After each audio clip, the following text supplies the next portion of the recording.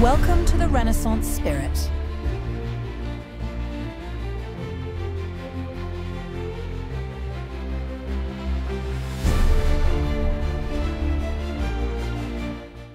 I, Titus Flavius Vespasianus, stand before you, posterity, historians and armchair critics, to unravel the tapestry of my life. And what a tangled mess it is. They say history is written by the victors, but here I am, one of those victors, scribbling down my side of the story in hopes that perhaps you'll view me with less disdain, more understanding, and a dash of humour. Why humour? Because in the end, one must laugh at the absurdity of it all, even when the stakes are as high as they were for me. So, where do we begin? Birth, of course. Though let's be honest, who really cares about the birth of yet another Roman boy destined to be another cog in the imperial machine? I was born on December 30th, 39th AD, in a world where power was everything, and yet I was merely a shadow of a man in the making. My father Vespasian, a soldier of fortune turned emperor, cast a long shadow indeed. My mother, Domitilla, was a woman of modest means, a stark contrast to the marble halls and gilded palaces I would one day call home. Did I mention I had a younger brother? Domitian, the bane of my existence, the thorn in my side. But more on him later. Education was the usual mix of rhetoric, philosophy, and the art of war, though the latter would prove to be the most relevant in the blood-soaked world I was born into. I learned early that power was not just given, it was taken, earned or wrestled from the grip of those too weak to hold on to it. Family dinners were less about food, and more about who could outmaneuver whom in the Game of Thrones we played long before that phrase was ever coined. But let's not get ahead of ourselves. My early life was nothing short of ordinary, if you consider growing up in the shadow of a man who would one day rule the world ordinary. I was groomed, not as the pampered child of privilege, but as a weapon, a finely honed blade ready to be unsheathed when the time was right. Little did I know that blade would cut both ways, leaving scars on me as deep as those I would inflict on others. Yes, I was a product of my time, shaped by the iron will of my father and the delicate hands of fate.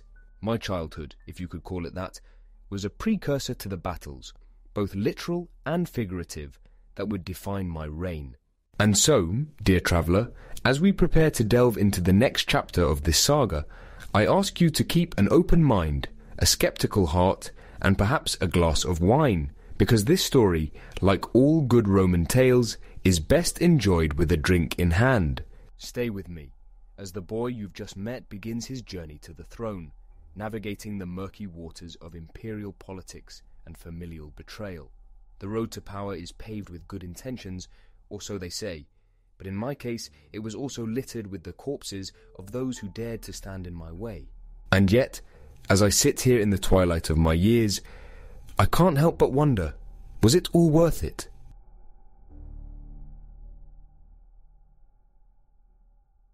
My father Vespasian was an excellent tutor in the life of an emperor. The irony? He never intended to be one. He was a soldier, plain and simple, with a knack for winning battles and a disdain for the delicate dance of politics. But as fate would have it, he found himself thrust onto the stage of power, and I, his dutiful son, was right there beside him, learning the ropes. Of course, I was supporting his ascension to the throne, but little did I know that I was also preparing for my own. The year was 69 AD, the infamous year of the four emperors, a chaotic time, with Rome teetering on the edge of collapse. The empire was like a hydra, its many heads snapping at each other in a desperate bid for control.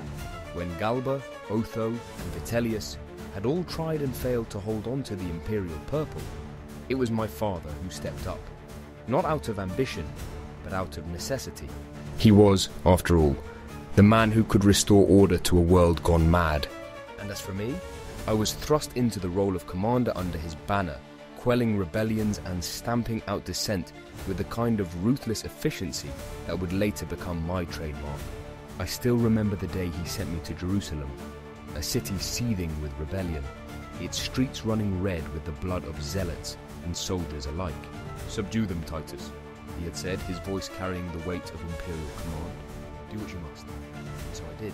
The siege of Jerusalem was a nightmare, a grisly testament to the lengths one must go to when maintaining the Pax Romana. For months I watched as the city crumbled, its people starved into submission, until finally the temple itself fell. A symbol of defiance turned to ashes. When I returned to Rome, I was hailed as a hero. Triumphs were held in my honor, and the spoils of war paraded through the streets as the people cheered my name. But the truth? I was haunted by the ghosts of that victory. The faces of the dead and the dying etched into my memory. I had done what was necessary, yes, but at what cost? The weight of those decisions, the blood on my hands, was something I would carry with me for the rest of my life. As my father's reign solidified, I found myself slipping further into the role of heir apparent. I had learned well from him how to command armies, how to navigate the treacherous waters of Roman politics, how to wear the mask of power, and yet there was always a part of me that questioned whether I was truly prepared to fill his shoes. Would I be strong enough? Ruthless enough? Could I rule with the same iron fist that had kept the empire together? Then came that fateful day in June of 79 AD, when the weight of the imperial mantle finally fell upon my shoulders. My father was dead, taken by a fever that no amount of prayers or sacrifices could cure, and I, Titus, was now Emperor of Rome. The boy who had been moulded into a weapon, the commander who had crushed rebellions, was now the ruler of the known world. And yet, as I sat on the throne for the first time, I felt the weight of the empire pressing down on me, suffocating, relentless. The march to power had been long, bloody, and full of hard lessons. But now, the real challenge lay before me. I was no longer just Titus, son of Vespasian. I was Titus, Emperor of Rome, a title that brought with it more than just power. It brought expectations, responsibilities, and the ever-present threat of failure. But as I sat there, the imperial diadem resting heavily on my brow, I knew one thing for certain. There was no turning back. The die had been cast, and the next role would determine the fate of an empire. Join me in the next chapter, where we'll unravel the complexities of my reign, a time of contrasts, of triumphs and disasters. You'll see how I sought to distinguish myself from my father, to carve out my own legacy in the annals of history, though. Whether that legacy would be one of glory or infamy remained to be seen. Stepping into the shoes of Vespasian was like donning a toga soaked in both admiration and fear. My father was a man who commanded respect, not just with his victories on the battlefield, but with his iron will, his relentless pragmatism, and his utter disdain for the opulence and corruption that had plagued Rome's imperial court. Yet, as I took my place upon the throne, I was determined to make my own mark, to cast a shadow distinct from the one that had loomed over my upbringing. The truth is, I didn't want to be my father's echo. He had rebuilt Rome, stabilized it after the chaos of civil war, and laid the foundations for a new era. But what good is it to build a city if its people live in fear and poverty? So, while I respected his legacy, I sought to bring a different kind of rule, one tempered by mercy, generosity, and perhaps a little flair. After all, if you're going to be an emperor, you might as well enjoy the role, right? And so, my reign began with a series of gestures designed to win over the hearts of the Roman people. I knew that to lead effectively, I needed more than just the Senate's approval or the loyalty of the legions. I needed the love of the masses. I cancelled the harshest taxes, lavished the city with games and spectacles, and opened my palace to all who sought justice or aid. Some called it a stroke of genius, others whispered it was a sign of weakness. Either way, Rome was buzzing with the novelty of an emperor who seemed to care. But here's the twist. Being a benevolent ruler in Rome was about as easy as keeping a lion as a pet. No sooner had I won the favor of the people than disaster struck. The year 79 AD will be remembered not just for the beginning of my reign, but for the fury of Mount Vesuvius, which unleashed hell upon Pompeii and Herculaneum.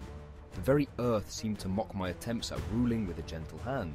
As the ashes rained down, burying cities and lives in an instant, I was reminded of the fickle nature of power. What is the will of an emperor against the forces of nature? But I didn't retreat into despair. If anything, the tragedy steeled my resolve.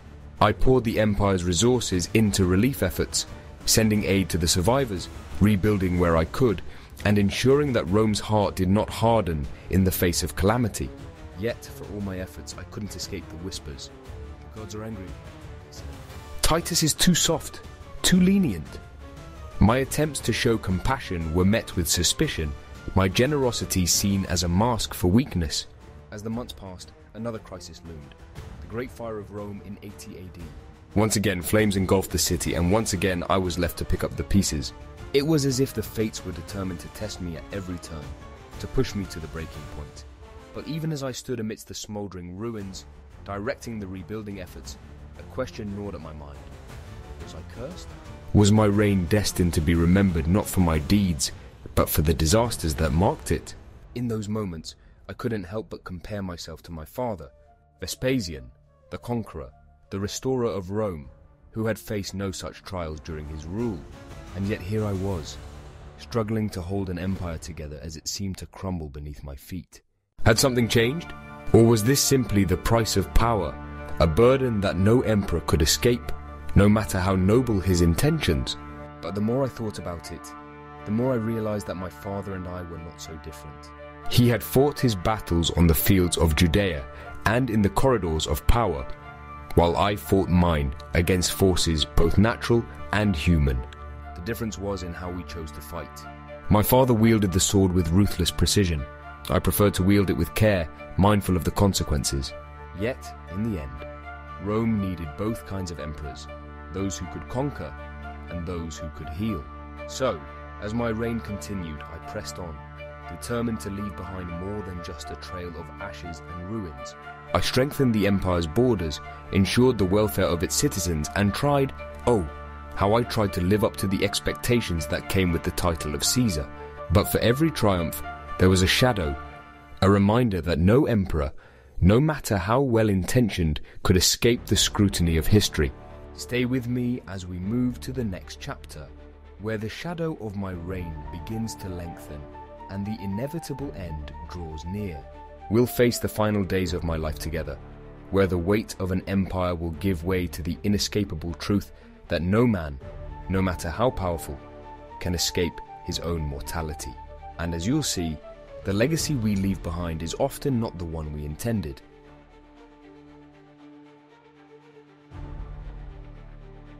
The year was 81 AD, and though I had worn the purple for only 2 short years, I felt as though I had aged a lifetime. The burdens of empire weighed heavily on my shoulders, and the relentless march of time began to show in every ache and pain that racked my body. They say that the gods have a peculiar sense of humor, and I can't help but think that they saved their cruelest jest for me, a man who ascended to power only to find that it was a poisoned chalice. As the summer heat bore down upon the city of Rome, I found myself retreating more and more to the cool marble halls of my villa. It was here, away from the clamour of the Forum and the intrigues of the Senate, that I could reflect on what had been and what might have been. Yet, even in my quiet moments, there was no escaping the feeling that something was terribly wrong. The whispers of illness that had begun months earlier were now undeniable. A fever burned within me, and no amount of sacrifices to the gods or consultations with physicians could bring me relief. I was dying of that much, I was certain. But the question that haunted me was not when I would die, but how I would be remembered.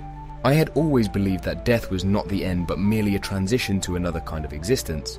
Yet, as I lay there, weakened by the relentless fever, I couldn't shake the fear that my legacy would be overshadowed by the very disasters I had tried so hard to overcome. It was in those final days that I called for my brother, Domitian. Yes, Domitian, the sibling who had spent his life lurking in the shadows waiting for his chance to seize power. Our relationship had been strained, to say the least. He had always resented my position as heir, and I had always viewed him as a threat, an ambitious, conniving presence that could never be fully trusted. Yet now, as I lay dying, I realized that there was no one else I could turn to. The empire had to endure, and despite my reservations, I knew that Domitian was the only one who could hold it together after I was gone.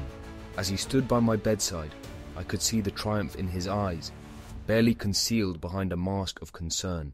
He was ready to take up the mantle of emperor, ready to step into the role he had coveted for so long, and in that moment, I felt a strange sense of peace, My time was over. His was just beginning. "I have made but one mistake," I whispered to him, the words heavy with the weight of my realization. He didn't ask what that mistake was, but I saw the flicker of understanding in his eyes. Perhaps he already knew. And then, on September 13th, 81 AD, my life came to an end. I died in the same villa where I had been born, a fittingly poetic conclusion to a life marked by cycles of triumph and tragedy. The fever finally claimed me, and with it, the reign of Titus Flavius Vespasianus came to a close. I had ruled for just over 2 years, a blink of an eye in the grand scope of history. But in that brief time, I had tried to be a different kind of emperor, to lead with compassion, to rebuild what had been destroyed. Whether I succeeded or failed, well, that was for history to decide. As I slipped into the darkness, I couldn't help but wonder what the future would hold for Rome. Would my brother continue the path I had started, or would he veer off into a direction all his own? Would the people remember me for my efforts, or would my reign be reduced to a footnote, overshadowed by the disasters that had marked it? These were questions that would only be answered with time, but as I drew my final breath, I knew one thing. The story of Rome would continue, with or without me.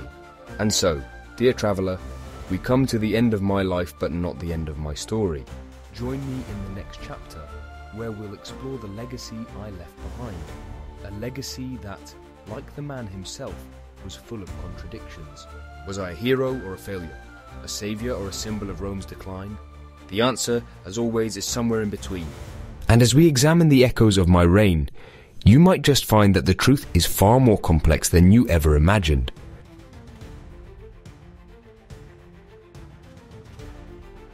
In death, as in life, I remain a paradox of figure who straddles the line between admiration and obscurity. After my passing, the Senate hastily deified me, proclaiming me Divus Titus, a god among men. But divine status, I've learned, is no guarantee of enduring legacy. The people I once ruled, the empire I once held together, would soon forget the man behind the marble statues and golden busts. The question I pondered in life, how I would be remembered, has been answered with a resounding ambiguity. My brother Domitian took the reins of power with all the ambition I had feared. He ruled with an iron fist, undoing much of the work I had begun, reverting to a more tyrannical approach that would eventually lead to his downfall. And yet for all his faults, he outshone me in one crucial way. He was remembered. Domitian's name would go down in history, albeit with a tarnished reputation, but at least it would be remembered. In contrast, my reign marked by compassion and an attempt to steer Rome towards a more benevolent path faded into the background, eclipsed by the more dramatic narratives of those who followed. The truth is, my legacy is a mixed one. On one hand, I was the emperor who tried to rebuild, to heal the wounds of a city and its people. I led Rome through disaster after disaster, not with the sword, but with an open hand offering aid, comfort and relief. But in the harsh light of history, these efforts were seen as signs of weakness rather than strength. My reign, though short, was marked by mercy and generosity, qualities not often celebrated in the annals of Imperial Rome. But let us not dwell solely on the shadows. There were triumphs too that should not be forgotten. The completion of the Flavian amphitheatre, what you now call the Colosseum, was a symbol of the grandeur of Rome, a testament to our enduring spirit. It stood as a beacon of entertainment, a place where the people of Rome, from the highest patrician to the lowliest plebeian, could come together, if only for a moment, to revel in the glory of the empire. It was a gift to the people, one that outlived me and continues to stand as a symbol of the might and majesty of Rome. And then there were the baths, the public works that bore my name, providing not just physical cleanliness, but a place of respite and social gathering. These were my attempts to make Rome not just a city of power, but a city of the people. Yet, like so many things, these gestures were fleeting, their significance fading as the years rolled on. In the end, my legacy is not one that inspires awe or dread, but one that evokes a quiet respect, an acknowledgement that, for a brief time, Rome was ruled by a man who cared, a man who, despite the immense pressures of power, sought to rule with a light touch, to make life a little better for those under his reign. But history, as I've learned, is written by those who command attention through spectacle, not by those who seek to ease the burdens of their subjects. So, as you walk the streets of Rome today, as you visit the Colosseum or stroll through the ruins of my baths, remember this: my reign was not defined by grand conquests or ruthless tyranny, but by an earnest attempt to do good in a world that demanded so much more. And perhaps in that quiet legacy, there is a lesson worth remembering, a lesson about the nature of power, the fleeting nature of glory, and the enduring importance of compassion. But do not leave me yet, for the final chapter beckons. There, we will delve into the ultimate question: was it all worth it? What is the true value of power, of rule, when weighed against the toll it takes on a man's soul? And in hindsight, did I do enough to ensure that the principles of equality, freedom, and justice, so dear to the heart of any ruler who wishes to be remembered well, were upheld? The answers, as always, are elusive, but they are worth exploring. Join me as we close this story with a reflection on the true cost of empire and what it means to leave a mark on the world. And now we arrive at the final chapter, the one where I lay bare the truth of my reign and answer the question that has lingered since the day I took the throne. Was it all worth it? In those fleeting moments of power, did I do enough to ensure that my time as emperor meant something? Did I uphold the ideals of equality, freedom, and justice? Or did I simply become another cog in the relentless machinery of Imperial Rome? I often think back to the lessons my father taught me. Lessons rooted in practicality and survival, but also in a certain ruthlessness that defined his rule. Power, he would say, is the only currency that matters. Use it wisely, but do not hesitate to wield it with force when necessary. But as I ascended to the throne, I found myself questioning whether power alone was enough. What is the point of ruling if your subjects cower in fear, if their lives are marked by suffering and oppression? Shouldn't the true measure of an emperor be his ability to bring about a just and equitable society? I tried in my way to steer Rome toward those ideals. I sought to be an emperor who ruled with compassion, who recognized the humanity in every citizen, no matter their station. I cut taxes, ensured that justice was accessible to all, and tried to bridge the gap between the rulers and the ruled. But the reality of empire is that it is built on foundations of inequality, of conquest, of the strong imposing their will on the weak. Could I have changed that in just 2 years? Could any emperor? In hindsight, I see that my attempts at mercy, my efforts to be a benevolent ruler, were not enough to alter the course of an empire as vast and complex as Rome.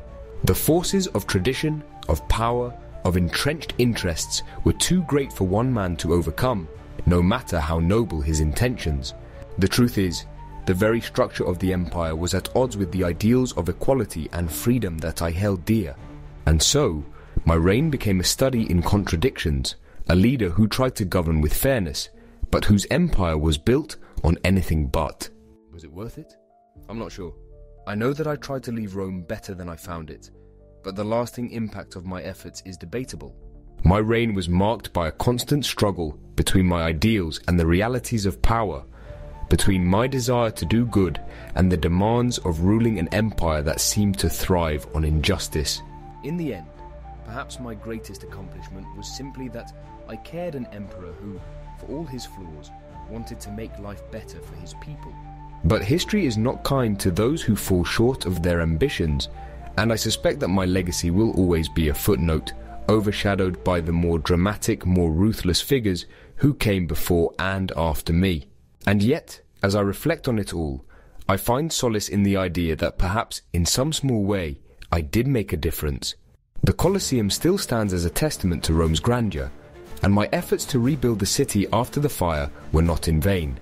Perhaps the real worth of my reign lies not in what I accomplished, but in what I attempted in the idea that an emperor could rule with a heart, not just with an iron fist. So, what do we take from this? That power in itself is not enough. That the true value of a ruler lies not in their ability to dominate, but in their capacity to care for those they govern.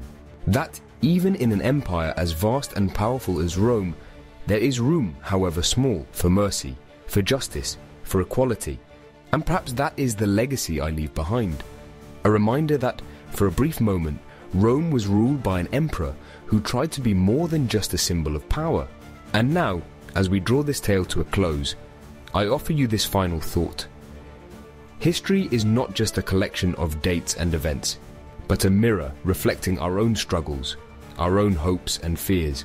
As you walk through the ruins of Rome, as you hold in your hands the ancient coins that bear my image, remember that the stories of the past are not just relics, they are lessons, guides for how we might live better, rule more justly, and care more deeply for one another. Thank you for joining me on this journey. In the spirit of Renaissance thinking, I urge you to explore, to question, and to seek out the truths that lie hidden beneath the surface of history. The Renaissance spirit, much like my own attempts at rule, is about more than just learning. It is about understanding, about opening your mind and heart to the lessons of the past so that we might create a better future. So, if you found value in these reflections, I encourage you to continue your own journey of discovery. Our channel, known as the Renaissance Spirit, is dedicated to the pursuit of a just, equitable, and humanitarian world. We delve into history, politics, religion, and culture, always with an eye towards understanding the complexities of our shared past. The Renaissance ushered in a golden age of knowledge, and it is this spirit that we seek to revive an understanding that the pursuit of truth, compassion, and justice is the key to a better world. Please subscribe, turn on notifications, and share our content with those who, like you, are seeking to understand the world in all its complexity. If you're looking to explore what life has to offer, I'm sure you'll enjoy the other videos on our channel. Peruse them, leave your thoughts in the comments, and let us know what other topics you'd like to see explored. But first, take the quiz next to see if you're truly a Renaissance spirit. Vive Renaissance Spiritus. Remember, history has not died, only our understanding of it. And in that understanding, we find the power to change the world.